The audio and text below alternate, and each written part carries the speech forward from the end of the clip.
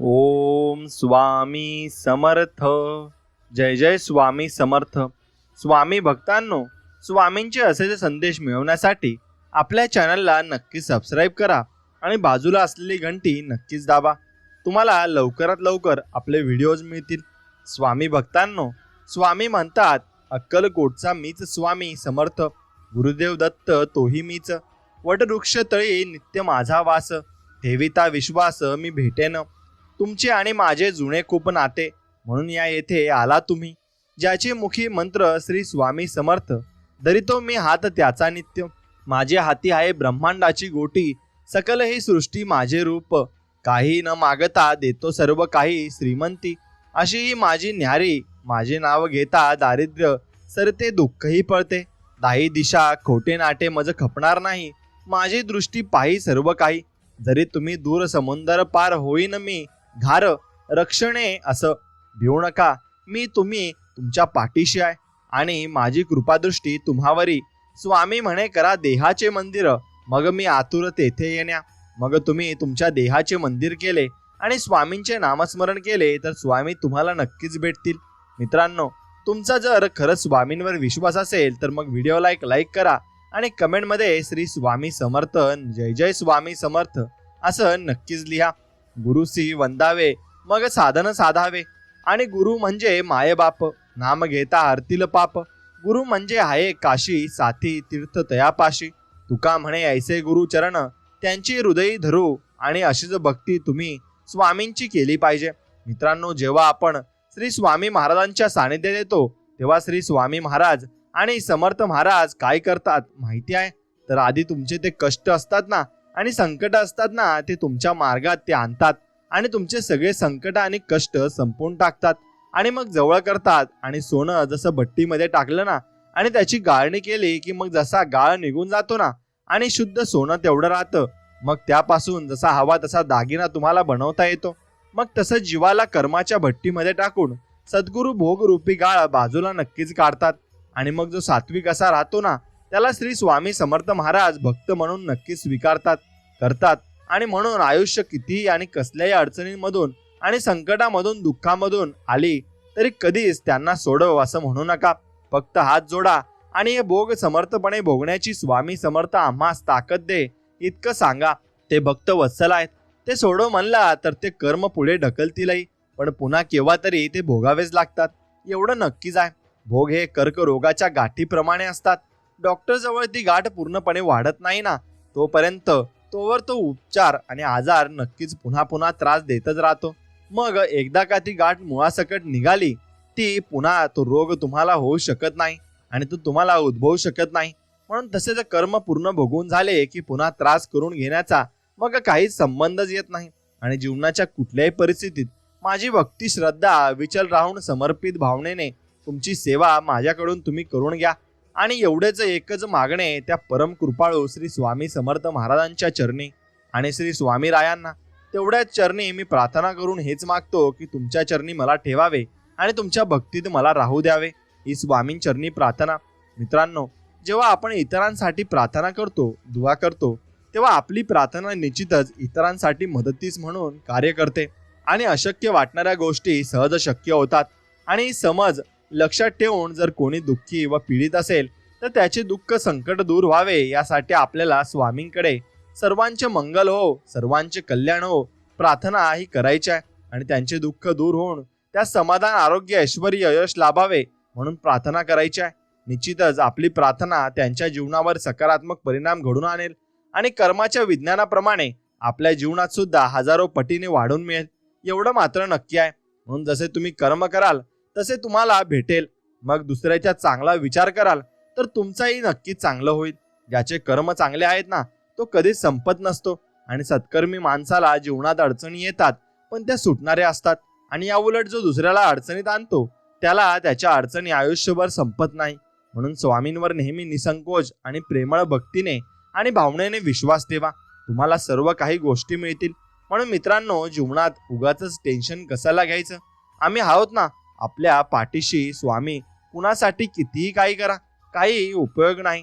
आयुष्य बिंदास जगायचे, कुणाचे वाईट करायचे नाही, कुणाचे वाईट चिंतायचे नाही आणि कुणाचा वाईट विचार करायचा नाही. कुणाच्या मागे वाईट बोलायचं नाही, फक्त स्वतःचे प्रामाणिक राहून जगायचं आणि कमी पडत नाही म्हणून काहीच कमी तुम्हाला पडणार नाही आणि फरक फक्त अजिबात पडत नाही.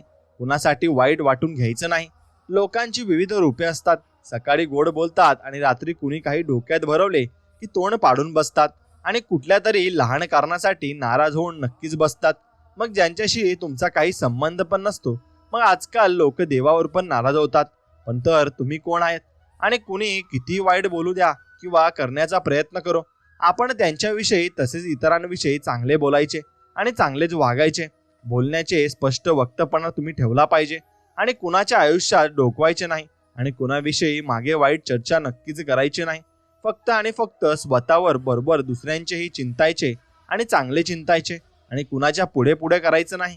जिंदगी मस्तीत पण शिस्तीत जगायची. थंड पाणी आणि गरम इस्त्री हे जसे कपड्यांवरच्या सुरकुत्या घालवतात ना, तसे शांत डोके आणि तुमचे मन हे आयुष्यातील चिंता घालवतात. नेहमी हसत राहा आणि आनंदात राहा.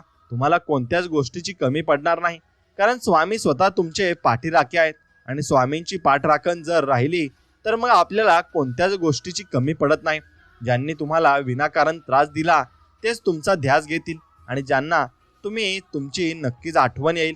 जे तुम्हाला कडवे बोलत होते तेच तुमचे गोडवे गातील आणि जे निंदा करत होते तेच तुमची स्तुती करतील. एवढे तुमच्या फक्त नामस्मरणाने तुम्हाला एवढं काही मिळू शकतं. आणि स्वामींचे बोट सोडू नका. सोन्याचे दिवस नक्कीच येतील. अशक्यही शक्य करतील स्वामी. आणि स्वामी म्हणत असतात की बाळा, भिवू नकोस, मी तुझ्या पाठीशी आहे. मग तुला कशाची भीती? केवळ तुमच्या पायांशी बसून राहावं हे देखील तुमचं पूजन आहे. स्वामी मला तेच हवं आहे आणि तुमच्यापासून दूर असताना नक्कीच तुमचं चिंतन करणं हे देखील तुमचं पूजन आहे. आणि या पूजनद्वारे आपण स्वामींना मिळवू नक्कीच शकतो. म्हणून आता जपाची माळ नाही किंवा मुखात पूजा विधीचे आच्छलिखित मंत्र नाहीत आणि किंवा षोडोपचार पूजनासाठी आता थाटमाटही नाही. सुगंधित फुलं नाहीत, रसाळ फळ नाही, गमगनका अत्तर नाही आणि गोमातेच्या तुपाच्या प्रशांत निरंजनाची आरती नाही. परंतु प्रत्येक क्षण तुमचा जो विचार करणं हे देखील तुमचं पूजन आहे. स्वामी म्हणून मी प्रत्येक क्षणी तुमचा विचार करत असतो आणि तुमचा विचार केल्यामुळे माझे संकट नक्कीच टळतात. आणि संकटामध्ये तुमचं नामस्मरण केलं तर मग नक्कीच तुम्ही माझ्या पाठीमागे नक्कीच उभे राहता आणि मला तुमच्यावर पूर्णपणे विश्वास आहे. म्हणून मित्रांनो, तुमचा जर स्वामींवर पूर्णपणे विश्वास असेल तर कमेंटमध्ये टाईप करा, स्वामी मला तुमच्यावर पूर्ण विश्वास आहे आणि तुम्ही माझी सर्व कामे नक्कीच कराल. म्हणून मित्रांनो, आदर्श जीवनासाठी आणि चांगल्या जीवनासाठी तुम्हाला मी काही गोष्टी सांगतो, त्या नक्कीच तुम्ही लक्षात ठेवण्यासारख्या आहेत. आणि ते एक चूक म्हणजे चूक झाली तर मान्य करा. समोरच्याचे मत विचारात घ्या. चांगल्या कामाची स्तुती करा. आभार तुम्ही मानायला शिका आणि कधीच कोणाचे आभार मानायला विसरूही नका. म्हणून मी ऐवजी आपण या शब्दात प्रयोग करा आणि या सतत हसतमुख राहा आणि दुसऱ्यातील चांगले गुण ओळखा. कुणाच्याही व्यंगावर हसू नका. स्वतःची कुवत व ताकद ओळखा. टीका, तक्रार व बहिष्कार यात वेळ वाया घालवू नका. कृतीपूर्वी विचार तपासा. लोकांच्या खांद्यावर स्वतःचे अपयश लादू नका. क्रोधावर नियंत्रण ठेवा आणि अनंत मैत्री भावना जागू द्या आणि सत्याला चिटकून राहा. इतरांना चांगली वागणूक द्या आणि सुखाचा गुणाकार व दुःखाचा भागाकार करा. विचार करून बोला. एवढे जर तुम्ही पाळले तर मग तुम्ही जीवनात तुमच्या अगदी यशस्वी व्हाल आणि तुम्हाला सगळे लोक मानतील आणि जे लोक तुमच्याशी बोलत नाही ना, ते पण बोलायला लागतील, कारण तुमच्या स्वभावात त्यांना मोठा बदल दिसेल आणि तुम्ही तुमच्या जीवनात भरपूर बदल अनुभवू शकता. एक अनुभव आहे मित्रांनो, गैरसमज हे इतके घातक शस्त्र आहे ना की त्यांच्या एका वारात कोणत्याही नात्याचे लाखो हजारो तुकडे झाल्याशिवाय राहत नाही. म्हणून आपल्या माणसांना जपा आणि समजून घ्या, कारण काही खास नात्यातच आपलं सुख दडलेलं असतं. म्हणून माणसांना जो जपेल ना तो सगळ्यांना जपेल. आपण ही गोष्ट आपल्या जुन्या व्यक्तींकडून शिकली पाहिजे, कारण ती लोक माणसांना खूप जपत होती आणि माणसांना जपल्यामुळे त्यांच्याकडे माणुसकीच तर होतीच, पण ते माणसांवर एकमेकांवर खूप प्रेमही करत होते आणि त्यामुळे माणुसकी जिवंत राहत होती. दिव्याची ज्योत बोलत नाही, तिचा प्रकाशच तिचा परिचय देत असतो. मग त्याचप्रमाणे आपण स्वतःविषयी काहीच बोलू नका. उत्तम कर्म करत राहा, तेच आपला परिचय देतील. म्हणून लक्षात घ्या, तुमचा परिचय द्यायची तुम्हाला गरज नाही भासणार, कारण तुम्ही तुमचे काम एकदम कष्टाने आणि नीट चांगले मनाने करा. नक्कीच तुम्हाला दुसऱ्याला सांगण्याची गरज पडणार नाही की मी हे कमावलंय, ते त्याला दिसेलच आणि त्याला दिसलं की तो सगळीकडे सांगेलच. म्हणून आपली बढाई कुठेच मारू नका. ज्याला दुःखाची जाणीव असते ना त्याला सुखाची किंमतही असते. म्हणून जे दिवस आपण काढले आहेत ना त्याची नेहमी जाणीव ठेवा. सुंदर चेहरा म्हातारा होतो, बलाढ्य शरीर सुद्धा एक दिवस गळून पडतं, बरं पद सुद्धा एक दिवस निघून जातं, परंतु एक चांगला माणूस नेहमी चांगलाच राहतो आणि त्याच्या मागे सर्व गोष्टी नेहमी चांगल्या होतात, कारण त्याचे मन चांगले असते आणि तो सगळ्यांना चांगल्याच गोष्टी शिकवू इच्छितो. म्हणून मित्रांनो, आपल्या जीवनात परमेश्वरा वाचून लढते असते. जोपर्यंत आपल्याला वाईट नाही तोपर्यंत आपले नामस्मरण खरे नव्हे. परमेश्वर आपल्याला जीवनाचा आधार आहे आणि त्याशिवाय आपण जगू शकत नाही अशी वृत्ती बांधल्यावर होणारे नामस्मरण तेच खरे नामस्मरण आणि ते परमेश्वराचे नाम हेच आपल्या जीवनाचे सर्वस्व समजून नाम घेतले तर जीवनाचे सार्थक झाल्या वाचून राहणार नाही आणि नामाने भगवंताची प्राप्ती होणारच ही खात्री असावी. आणि अशा नामालाच निष्ठेने नामस्मरण व नाम असे म्हणतात. आणि हे नाम कोणी घेतले तर मग त्याच्या संकट काळात स्वामी नक्कीच उभे राहतील, कारण स्वामींना फक्त एकच गोष्ट प्रिय आहे आणि ती म्हणजे नामस्मरण. कारण स्वामींची आठवण तुम्ही काढाल तर स्वामींच्या आठवणीत देखील तुम्ही राहाल आणि स्वामींच्या आठवणीत राहाल तर मग तुम्हाला भिण्याची गरज नाही आणि तुमची सर्व कामे स्वामी करतील आणि स्वामींना ते सांगायची काही गरज पडणार नाही, कारण तुमच्या मनातलं स्वामी सर्व काही ओळखतात आणि सर्व काही जाणतात. मग ते तुमची कामं अशी करतील की तुम्हाला मी ते समजणारही नाही. आणि मित्रांनो, पुष्कळ गोष्टी वाईट आहेत असे आपल्याला अनुभवायला येते, परंतु त्या करण्याचे आपण टाळतो का हाच तर आपला दोष आहे. थोर पुरुषांचे मात्र तसे नसते. त्यांना जे अनुभवायला आले ते त्यांनी आचरणात आणून दाखवले आणि म्हणूनच ते संत पदोगतीला गेले आणि म्हणून त्यांनी भरपूर मोठी जागा मिळवली. मित्रांनो, जर देवाचे प्रेम नसेल तर त्या सत्कर्मापासून तितकासा उपयोग होणार नाही. म्हणून तुमच्या मनात अगोदर देवाचे प्रेम असायला हवे. देवाचे प्रेम असेल तेव्हा तुम्ही चांगल्या गोष्टी केल्या त्या लागू पडतील. नाहीतर तुमच्या मनात देवाचं प्रेम नाही पण तुम्ही भरपूर दानधर्म करता, मग त्याला उपयोग ठरत नाही आणि उरतही नाही. या उलट देवाच्या ठिकाणी अत्यंत प्रेम असून सुद्धा जर नाती नीती धर्माचे आचरण नसेल तर ती परमेश्वराची इमारत टिकू शकणार नाही. आणि जग काय म्हणेल म्हणून वागणे याचे नाव व्यवहार, भगवंत काय म्हणेल म्हणून वागणे याचं नाव परमार्थ आहे. आणि म्हणून भगवंत जसे विचार करतील आणि जसे वागतील त्याचप्रमाणे तुम्ही वागलात तर मग तुम्ही त्यांच्या नजरेमध्ये एकदम श्रेष्ठ व्हाल. आणि जर तुम्ही भगवंताच्या नजरेमध्ये श्रेष्ठ व्हाल तर मग तुम्हाला भगवंत आपल्याशी करून घेईल आणि मग तुम्हाला सर्व अडचणी दूर करेल. आणि मित्रांनो, तुकाराम महाराजांनी देवाजवळ धनसंपत्ता मागितली नाही, मुक्ती देखील नको असे म्हटले, फक्त सत्संगती दे असे म्हटले. सत्संगतीत साधने आपोआप होत नसतात आणि त्यांच्या पूजेबरोबरच नक्कीच पूजन, भजनाबरोबर भजन, श्रवणाबरोबर श्रवण, स्मरणाबरोबर स्मरण आपोआप होते आणि सत्संगतीत स्वतःची विस्मृती होते आणि नामस्मरण घडते. म्हणून प्रत्येकाने सत्संगती करावी हे तुम्ही लक्षात घेतले पाहिजे आणि सत्संगती आपण नक्कीच केली पाहिजे. आणि म्हणून कधी ती संगत चांगली ठेवा, देवांना मानणारी ठेवा, मग तुम्हाला सर्व गोष्टी जे लागेल ती गोष्ट स्वामी देतील आणि कोणत्याच गोष्टी कमी तुमच्याकडे नसणार आहे. म्हणून जगातले अत्याचार, अनिती, अधर्म, असमाधान आणि या सर्वांचे कारण हेच की मनुष्य जास्त लोभी झालाय आणि देवाची ज्याच्यावर कृपा आहे त्याला तो पोटापुरता पैसा देतो, पण ज्याची परीक्षा पाहायची आहे त्याला भगवंत जास्त पैसा देतो, कारण त्याची परीक्षा पाहायची असते. मग एका दिवसात भगवंत आपल्याला भरपूर पैसे सुद्धा देऊ शकतात आणि दुसऱ्या दिवशी ते काढून घेऊ शकतात. त्यांच्या हात ती शक्ती आहे. मग आपण पैसा आल्यावर नक्कीच माज करू नये आणि ती आपली परीक्षा असते. एखाद्या नास्तिकाला विचारले ना की हे जग कोणी निर्माण केलं तर तो काय म्हणेल की हे तर 5 भौतिक तत्वांपासून याची उत्पत्ती झाली आहे, पण ही तत्वे कोणी निर्माण केली. मग त्यावर तो सांगेल की मात्र काही कळत नाही, पण हे जे कळत नाही ना त्याला सुद्धा कोणीतरी असलाच पाहिजे. म्हणून देव नाही असे कोणालाच म्हणता येणार नाही. देव साक्षात आपल्या जवळ असतो आणि आपल्या हृदयात असतो. काळजी, तळमळ आणि दुःख ही बंधनाची लक्षणे आहेत. मग मला सुख नाही आणि दुःखही नाही असे ज्याला वाटेल तो मुक्त समाजाचा नक्की समजावा आणि फळाची अपेक्षा ठेवून आपण जी कृती करतो ना ते कर्म होय, पण फळाची काही अपेक्षा न ठेवता आपण जे कर्म करतो ते कर्तव्य ठरते. आणि असे कर्तव्य भगवंताच्या स्मरणात करीत राहणे हाच परमार्थ आहे. आणि हे करीत असताना भगवंताला दृष्टी न होऊ देणे याचेच नाव अनुसंधान होय. आणि मग भगवंताला तुम्ही सर्व काही सांगत असता आणि मग भगवंत त्यानुसार तुमचे सर्व काही मार्गी लावत असतो आणि कार्य तुम्हाला करत असतो. म्हणून समाधानासारखे औषध कुठेच नाही, ते मिळत नाही, म्हणून इतर औषधे घ्यावी लागतात. म्हणून तुम्ही जेवढे समाधानी असाल तेवढे तुम्ही सुखी असाल, कारण समाधानात जे सुख आहे ना ते कशातच नाही, कारण तुम्ही प्रत्येक गोष्टीत समाधानी असाल. तुमच्याकडे कमी पैसे असले तरी तुम्ही समाधानी असाल आणि जास्त असले तरी तुम्ही समाधानी असाल. म्हणून समाधानाला खूप महत्व आहे. विद्या ही फार वेळा मनुष्याला भगवंतापासून दूर नेते. वारकरी पंथातले अळानी लोक विठ्ठल विठ्ठल म्हणता म्हणता भगवंताला ओळखतात, तसे शहाणे लोक ओळखीत नाहीत. म्हणून भगवंताला प्राप्त करायचे असेल तर स्वतःचे मन पहिले निरागस करावे लागेल. आणि म्हणजे तुम्ही एका लहान मुलाप्रमाणे तुमचे वय हे करून घ्यायला लागेल. आणि तेव्हा तुम्हाला परमार्थ हा खरा कळू शकतो. जगात जे लोक दुःख भोगतात ना, त्यांनी मागील जन्मी अमुक एक कर्म केले हे जरी समजले नाही तरी जे करू नये ते त्यांनी केले आहे. आणि गोष्ट निश्चितच, परंतु त्यांच्यामध्ये भगवंताची मोठी सोय ठेवली आहे. आणि तीही की जो देहाला विसरेल त्याला त्या दुःखाची जाणीव होणार नाही. स्वतःला पूर्णपणे विसरायला भगवंताच्या नामात रंगून जागणे आणि हा एक उपाय आहे. आणि ज्याला देवाची पूर्ण आठवण असते त्याला जगाचा दुःखाचा विसर नक्कीच पडलेला असतो. म्हणून देवाची आठवण काढत जा आणि देवाला मनात नक्कीच ठेवा. जो संतांनी सांगितले आहे तेच मी सांगतो आहे असे महाराज म्हणतात आणि हे सत्य आहे असे मनापासून समजा.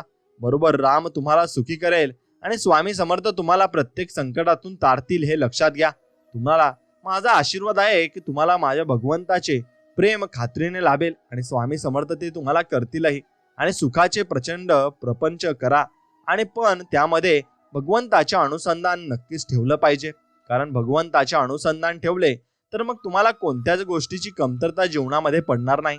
मित्रांनो, ईश्वराच्या अध्यात्म शक्तीचे वैभव प्रकट करण्याचे दृश्य यंत्र आणि श्री सद्गुरू आहेत. आणि जीवांना स्वानंदमुख आणि करून त्यांना ईश्वराचे सानिध्य अनुभवास आणून देणे हे श्री सद्गुरूंचे प्रधान कार्य आहे. व ते आपल्या भक्तांना आपल्याजवळ नक्कीच बोलवतात आणि त्यांच्याकडून नामस्मरण करून घेतात. म्हणून संतांच्या वचनाच्या ओढातून नक्कीच अर्थ करू नये आणि त्यांना सरळ अर्थ घ्यावा. म्हणून संतांच्या ग्रंथांचा अर्थ खरा कृतीनेच कळेल. आणि तुम्ही जेव्हा ती कृती कराल तेव्हा तुम्हाला सर्व काही माहिती होईल. म्हणून सद्गुरू सांगेल तसे वागावे. त्यामुळे आपला अभिमान नाहीसा होतो आणि संतांचा थोडासा कटाक्ष जो कर्मावर आणि तो याच करता की कर्म करण्याने अभिमान येतो आणि त्या उलट गुरु आज्ञेत वागल्याने तोच अभिमान नाहीसा होत असतो.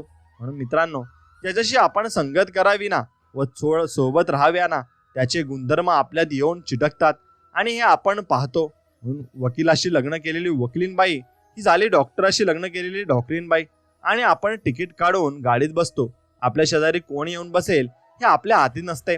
जो दिंडी विडी घोडणारा असला आणि त्याला आपण घोर सहन होत नसला तर मग नाईलाजाने विशेष बसावे लागते. व व्यसने किंवा विषयी माणसाची संगत ही अशी तापदायक घातक असते. आणि या उलट सत्पुरुषाची किंमत ही उत्तम लाभदायी नक्कीच ठरते. संतांची देहाने संगतीला सावणे सुलभ नाही. तो राहत असेल निघून आपण लांब राहता असू आणि जवळ राहत असलो तरी प्रपंच काम धंद्यामुळे 24 तासांच्या त्यांच्या सानिध्यात कितीही राहता येणार, पण देह संगतीचा लाभ मिळेल. आणि किती मिळेल तेव्हा नामाची संगत ही सर्वांना प्रार्थना आहे. आणि हीच संगत तुम्ही ठेवली पाहिजे. आणि जशी संगत ठेवाल तसेच तुमचे मित्र बनतील आणि तसेच तुमचे विचार बनतील. आज खरी भक्ती नाही म्हणून भगवंताचे स्मरण नाही आणि भगवंताचे स्मरण ठेवण्याचा अभ्यास केल्याशिवाय खरी भक्ती येत नाही.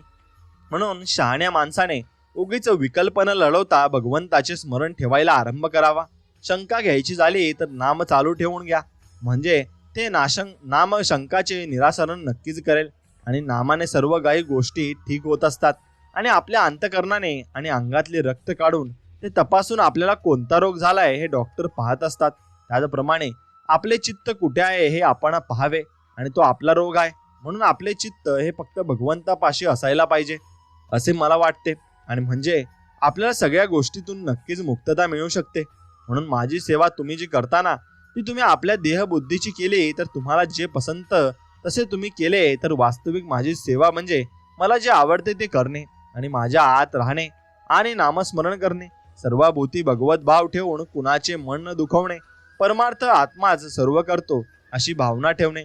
मी म्हणजे अमुक एक अशी आपल्या अस्तित्वाची विषयी जशी खात्री असते ना तशी देव आहे अशी खात्री पाहिजे.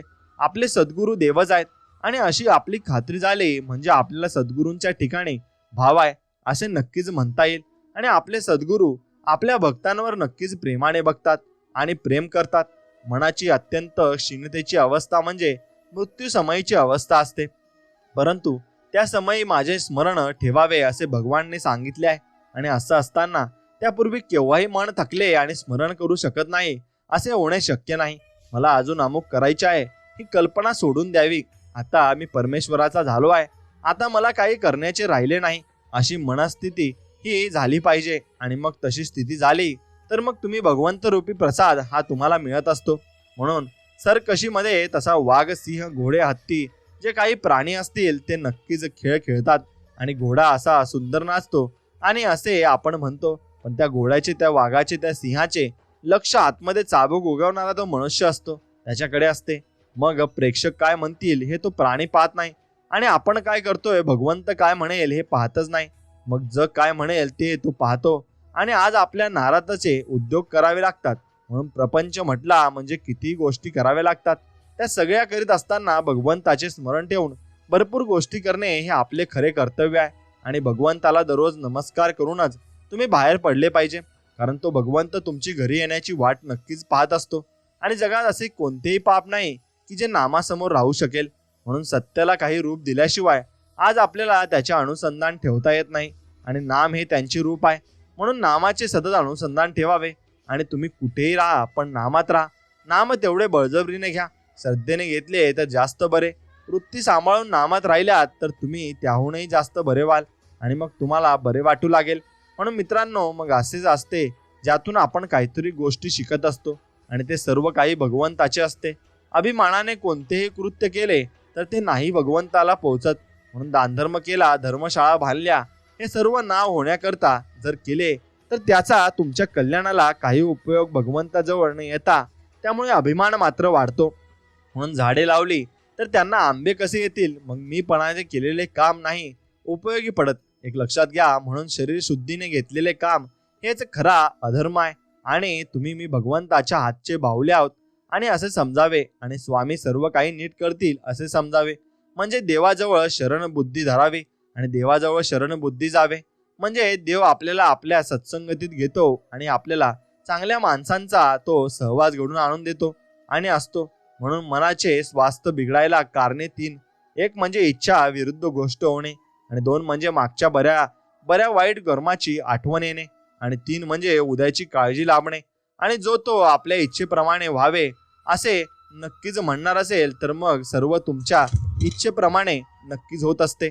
आणि तुमच्या इच्छेप्रमाणे प्रत्येक गोष्ट होणार आहे हे तुम्ही लक्षात घेतले पाहिजे. जेव्हा तुमच्या इच्छेप्रमाणे प्रत्येक गोष्ट होत असते तेव्हा तुम्हाला ती गोष्ट आठवत असते आणि त्या गोष्टीप्रमाणे तुमच्या जन्मामध्ये भरपूर काही गोष्टी या बदलत असतात. म्हणून तुमच्या इच्छेप्रमाणे प्रत्येक गोष्ट होणार नाही आणि परमार्थाच्या इच्छेप्रमाणे ती गोष्ट होणार आहे, एवढं तुम्ही लक्षात ठेवायचं आहे. आणि ती गोष्ट जर झाली तर मग तुम्हाला त्याप्रमाणे फळ मिळेल. म्हणून तुमच्या इच्छेविरुद्ध गोष्टी होणारच आणि जे काही होते ते स्वामींच्या इच्छेने जाते असे तुम्ही ठरवून घ्या आणि बिंदास्त नक्कीच तुम्ही भरपूर काही गोष्टी करा, तुम्हाला त्याचा आनंद नक्कीच येईल. म्हणून जादू बघा मित्रांनो, तुम्हाला मनाचे स्वास्थ्य बिघडवायला कारणे तीनच असतात. ते म्हणजे तुम्ही सांगितलेले. म्हणूनच तुमचं मन ना अगदी स्थिर ठेवा आणि भगवंताजवळ जवळ ठेवा, म्हणजे तुमचं मन शांत आणि एकदम निरागस होऊन जाईल. आणि नरजन्म लाभल्यामुळे प्रत्येकाने गुरु जोडावा व गुरुभक्तीत काळ सारावा. बाहुल्य अन्न जन्म सार्थक नाही, इतर पाहिजे ती वस्तू केव्हाही ना केव्हा तरी हाती लागेल, परंतु सद्गुरू मिळवणे हा फार कठीण आहे. आणि अपार पूर्व सुकृत असल्याशिवाय गुरुजी भेटत नाहीत. आणि तराजूच्या एका पारड्यात घालून सद्गुरू दर्शनाचे लाभणे पुण्य आणि दुसऱ्या पारड्यात असता दर्शने लाभले तरडे असते असे असते आणि ते एकदम समान असते. म्हणून मित्रांनो, लक्षात ठेवा, अवलज राहील तर किंचितही जागा सोडणार नाही. सद्गुरू दर्शन ही महिमा असाच आहे आणि सद्गुरू आपल्याला नेहमी चमत्कार घडवून दाखवत असतात आणि ते चमत्कार इकडे इतके मोठे असतात की भरपूर काही तुम्ही विचार करू शकत नाही आणि एवढे मोठे असतात. आणि किती दिवसात मुक्ती मिळेल असा काहींचा प्रश्न असतो. मग त्याला समर्थांनी फार चांगले उत्तर दिले आहे. ज्या क्षणी भगवंत स्मरणात स्वतःला विसराल त्या क्षणी मुक्ती नक्कीच तुम्हाला मिळेल. आणि देहाहून व मनाहून आपण निराळे आहोत, म्हणून नाम घेत तसेच वेगळे राहण्याचा प्रयत्न करावा. जे कशाने साधले नाही ते नामाने नक्कीच साधेल आणि नामाने साधले तर मग नामस्मरणात नक्कीच राहा आणि भक्तीत नक्कीच राहा. दुसरा मनुष्य ज्यावेळी आपल्याला त्रास देतो त्यावेळी त्यामध्ये 50% आपली कल्पना असते, बाकी उरलेले 50% त्याबद्दल त्याने दिलेला नक्कीच त्रास मी करून घेणार नाही ही वृत्ती असावी लागते. आणि वृत्ती स्थिर होणे, शांत होणे याचे नाव समाधान. आणि वृत्ती भगवंताच्या ठिकाणी स्थिर ठेवावी याचे उत्तरही भगवंताकडे आहे. म्हणून मित्रांनो, साधनेत शुद्ध सात्विक आहाराचे अत्यंत महत्व आहे. एक प्रयोग करावा. एक दिवस अगदी सात्विक साधा पोटाला बेताचा असा आहार घ्यावा आणि त्या दिवशी आपले नाम कसे झाले व आपल्याला मनातल्या विचारांना उल्लेख आपल्या डायरीत लिहावा. व दुसऱ्या दिवशी बोलत राजकीय आहार आणि तामसिक आहार, मसाले, निर्धारित तळकट घेऊन मग हाच प्रयोग करावा. मग तामसिक आहाराचे व तर प्रयोगाचे स्थान आहे. मग हाच प्रयोग प्रत्येक इंद्रियांच्या आहाराबद्दल करावा व आपले चिंतन विषयात तपासावे आणि सर्व काही आपल्याला विविध नक्कीच विदित होईल. आणि म्हणून लक्षात ठेवा, या गोष्टी खूप महत्त्वाच्या आहेत ज्या तुम्ही खूप वेळा आत्मसात केल्या पाहिजे. लोकांच्या परीक्षा त्यांनी घेतल्या पाहिजे आणि देवाच्या गुणाने आणि रूपाने त्यांचे गुण आणि रूप मिळेल व त्यांच्या नामाने तो जसा आहे तसे असेल तसा मिळणार नक्कीच नाही. म्हणून नाम हे साधन श्रेष्ठ आहे. म्हणून आपण भगवंताच्या नामात राहिले पाहिजे आणि त्यातच जीवनातले सर्व सुख गमावले आणि जमावले पाहिजे. म्हणून मित्रांनो, जर मग तुम्हाला मी तेच सांगतोय की आपण भरपूर काही गोष्टी या प्रपंचात विसरत असतो आणि भगवंताला देखील विसरून जात असतो. म्हणून लक्षात ठेवा की कोणालाही विसरले तरी चालेल, पण भगवंताला कधी विसरू नका. कारण भगवंत हा सर्वव्यापी व सर्वस्व आहे. कालची विसरावे, उद्याचा विसर करू नये, आज नाम सोडू नये आणि परिस्थितीवर भोग पडत चुकत नाही. पण समाधानात राहायचे असेल तर नक्कीच कमेंटमध्ये तुम्ही श्री स्वामी समर्थ, जय जय स्वामी समर्थ असं नक्कीच लिहा. आणि मित्रांनो, तुमच्या आयुष्यात तुम्ही मित्र नक्कीच बनवले पाहिजे. जगामध्ये जगमित्र जीवेपाशी आहे, सूत्र कोठेतरी सत्पात्र शोधून काढावे. जेव्हा एखादे काम मनुष्य समूहामध्ये करत असतो तेव्हा कठोर वाणीचा त्याग करता आला पाहिजे. आणि कारण अशी वाणी दुसऱ्याबरोबर स्वतःला देखील घात करू शकते. आपण जे पेरतो तेच उगवते, हाच तर नियम आहे. म्हणून आपलं जसे बोलतो ना तसेच प्रतिउत्तर येतं आणि याचे भान असावे. हे सूत्र लक्षात आले म्हणजे मन विनाकारण कठोर आणि कडू शब्द बोलले जाणार नाही. आणि यानेच आपल्याला सन्मार्गावर आणि सत्मार्गावर आपण राहू आणि चांगले विचार आणि चांगले लोकांसोबत आपली जडणघडण नक्कीच होईल. कर्माला सुरुवात करताना फळ मिळते किंवा नाही म्हणून काळजी आणि दुःख होते. कर्म करीत असताना फळाकडे चित्त लागल्याने म्हणून कर्माचे कष्ट होतात आणि म्हणून दुःख होते. कर्म संपून फळ मिळाले नाही तर दुःख होते आणि हे फळ मिळालेच तर त्यातून नवीन आशा उत्पन्न होऊन मग फळ मिळण्याचा आनंदही ती मारून टाकते. म्हणून दुःख होते. सारांश आजपासून इथपर्यंत दुःखच पदरात पडते. यासाठी फळाची अपेक्षा सोडून कर्म करून लागलो की ते कर्म करीत असतानाच मनाला असमाधान प्राप्त होत नाही. फक्त आणि फक्त आपल्याला समाधानातच प्राप्त होत असते. मग तुम्ही काय करताय हे तुमच्यावर पूर्णपणे डिपेंड असू शकतं. तेव्हा आता एक करा, स्वामींना अनन्य भावे शरण जा. स्वामी तू ठेवशील त्यात आनंद मानेल आणि अशी त्यांच्या चरणी मस्तक ठेवून येऊन प्रार्थना करा आणि ते तुम्हाला मदत करायला सर्वत्र तयार आहेत. आपण अभिमानामुळे मदती करता हातच पुढे करत नाहीत, त्याला ते काय करणार. तुम्हाला खरोखर परमेश्वराजवळ काय पाहिजे ते मागा आणि तो तुम्हाला खचित नक्कीच देईल. आणि म्हणून मग पण जे मागाल ते मात्र हिताचे मागा, चुकीचे मागू नका, नाहीतर देव तेवढ्या वेगाने ते परत सुद्धा घेतो. म्हणून आपण जगामध्ये नक्कीच एवढा मोठा व्याप वाढवतो आणि सर्व काही गोष्टी करतो म्हणून तो आनंदासाठीच वाढवत असतो हे लक्षात घ्या आणि आनंदासाठीच करत असतो. पण भगवंताच्या व्यतिरिक्त असणारा आनंद हा कारणावर अवलंबून असल्याने ती कारणे नाहीशी झाली की तो आनंद पण मावळतो आणि त्यासाठी तो आनंद अशात होय म्हणून तो टिकणारा नसतो. म्हणून खरा आनंद कुठे मिळतो ते पाहावे आणि खरा आनंद दृश्य वस्तूंमध्ये नसून वस्तूंच्या पलीकडे आहे. चिरकाल टिकणारा आनंद वस्तू खेरीतीच असतो आणि म्हणून आनंदासाठी वस्तूच्या मागे लागणे बरोबर नाही. आणि ज्या आनंदात दुःख निघत नाही तोच खरा आनंद ब्रह्मानंद हा प्रत्येकाच्या हृदयात स्वयंभू आहे. आणि वृत्ती वळवून तो नक्कीच तुम्ही चांगला पाहिजे आणि त्यानुसार तुम्ही जीवन जगले पाहिजे. म्हणजे तुमच्या जीवनात कोणत्याच अडचणी येत नाहीत आणि तुम्हाला भगवंत प्राप्ती झाल्याशिवाय राहत नाही. आणि तुमच्याबरोबर चांगले जे कामे नक्कीच होत असतात आणि ती होत असताना तुम्ही भरपूर काही गोष्टीतून जात असता. मग ते तुमचे कष्ट आणि संकट स्वामी नक्कीच दूर करत असतात. म्हणून मित्रांनो, आपलं फक्त लक्ष नसतं, संकटांना कधी कंटाळायचं नसतं, त्यांना समोर नक्कीच जायचं असतं. कोणी नावे ठेवली ना तर मग थांबायचं नसतं, आपलं चांगलं काम करायचं असतं. अपमानाने कधी खचायचं नसतं, जिद्दीने बळ दाखवायचं आणि वाढवायचं असतं. नाराजामुळेच व्हायचं नसतं आणि चैतन्य सदा फुलवायचं असतं. पाय ओढले म्हणून परतायचं नसतं, पुढे आणि पुढे फक्त जायचं असतं. आणि म्हणून लोकनिंदेला कधी घाबरायचं नसतं, आपलं सामर्थ्य फक्त तुम्ही दाखवायचं असतं. जीवनात खूप करण्याजोगे असतं, पण आपलं फक्त तिकडे लक्ष नसतं. हे तुमच्या लक्षात आलं पाहिजे. आणि कोणाला बोलायचं नसतं. प्रेमाने मन जिंकायचं असतं. आणि प्रेमाने मन जिंकला तर मग सर्व काही चांगले होईल आणि सर्व लोक तुम्हाला चांगलेच म्हणतील. चांगले झाले तर मग आपल्याविषयी सर्वांच्या मनातील भावना या अगदी प्रेमळ होतील. आणि मित्रांनो, मग शक्ती, आता मनातील शक्ती कधी ती तुम्हाला हिमालयाच्या शिखरावर नेऊन पसवेल किंवा मन रुसलं तर साधी काडीही उचलता येणार नाही. मनाला ठरवलं तर सापाची दोरी समजून वर चढून जाता येतं आणि कधी दोरीचा साप करून ते तुम्हाला भयभीत करतं. म्हणून मनाच्या खेळामुळे उद्यानाच्या जागी उकिरडा दिसू लागेल आणि साक्षात ईश्वर समोर आला तरी ते दगडीच मूर्ती दिसेल. म्हणून तुमची मनशक्ती ही नक्कीच ओळखायला शिका आणि मनाने तुम्ही माणसं ओळखायला शिका. चांगल्या माणसांची कधी परीक्षा घेऊ नका, एवढं मात्र नक्कीच. आणि म्हणून स्वामी तुमची परीक्षा घेत आहेत आणि तुम्हाला जर अडचणीत टाकत आहे तर तुमची ही जीवनाची परीक्षा आहे. यानंतर तुम्हाला सुख लाभणार आहे. म्हणून तो हा व्हिडिओ तुम्हाला संपूर्ण आवडला असेल तर नक्कीच या व्हिडिओला एक लाईक करा आणि कमेंटमध्ये ओम श्री स्वामी समर्थ नक्कीच लिहा आणि तुमच्या आवडत्या व्यक्तीला हा व्हिडिओ पुढे नक्कीच पाठवा आणि आपल्या चॅनलला सबस्क्राईब करा आणि बाजूला असलेली घंटी नक्कीच दाबा. चला तर मग भेटूया नवीन एक व्हिडिओमध्ये. तोपर्यंत जय श्रीराम, ओम श्री स्वामी समर्थ, जय जय स्वामी समर्थ. धन्यवाद.